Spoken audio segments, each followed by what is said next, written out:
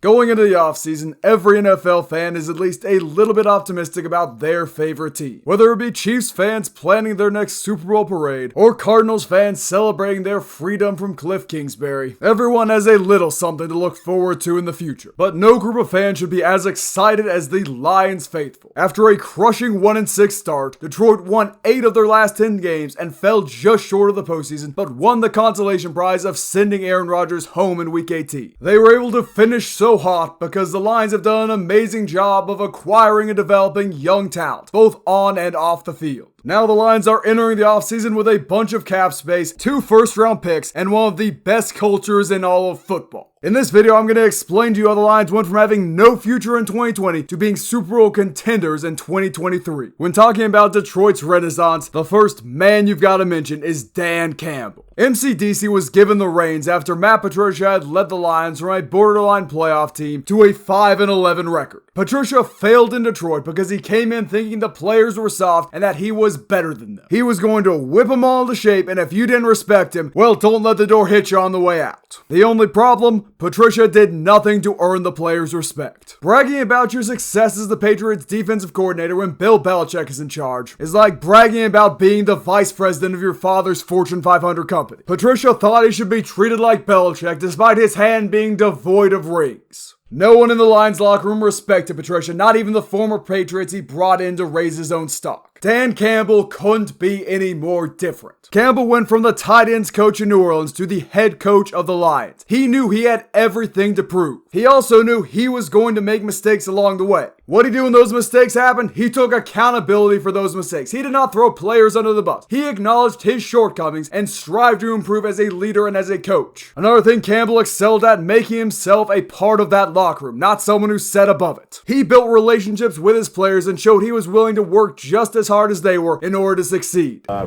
thank Dan Campbell, Brad Holmes for bringing me here because I truly can't see my life anywhere else than be here in the Detroit Lions.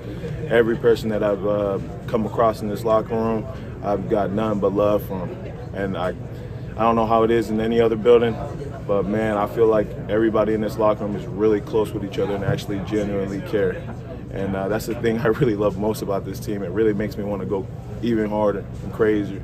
So that's why I can't wait for next year already. What other coach do you know who is willing to do 40 up-downs with his team? Matt Patricia doesn't look like he has done a single up-down in his life. Campbell was dedicated to getting better and dedicated to winning. Even when the Lions went the first 11 weeks of the 2021 season without winning a game, Campbell did not give up. And his team didn't give up on him. Because of this, the Lions finished the season 3-3 with a Week 18 victory over the Packers to carry them into the offseason. And this is where the puzzle pieces finally started to fall into place. Brad Quinn, the Lions' former general manager, had built this team from the inside out. He focused on developing the Lions' offensive and defensive lines through first-round picks. Brad Holmes continued this tradition by drafting Penei Sewell in 2021 and Aiden Hutchinson in 2022, as well as a late-round gem out of Jackson State by the name of James Houston. Because of the dominance of their offensive line, the Detroit Lions went from scoring the 25th most points per game last year to scoring the 5th most this year. When given a clean pocket, Jared Goff showed why he was the first overall pick and had a season reminiscent of Detroit Lions legend Matthew Stafford. On the receiving end of Goff's greatness was Amon-Ra St. Brown, who despite being a 4th round pick has already staked his claim as a top 10 receiver in only his 2nd season. And once the Lions got close to the end zone, everybody knew what was going to happen. Jamal Williams was going to get the ball and find pay dirt. Williams took over for an injured DeAndre Swift early in the season and never looked back, rushing for over 1,000 yards and a franchise record 17 touchdowns. Jamal found his way to Detroit because the Packers decided they would rather roll with Aaron Jones and A.J. Dillon instead of him. This was probably a mistake, seeing how Williams had about twice as many rushing touchdowns as the 2 Packers backs did combined.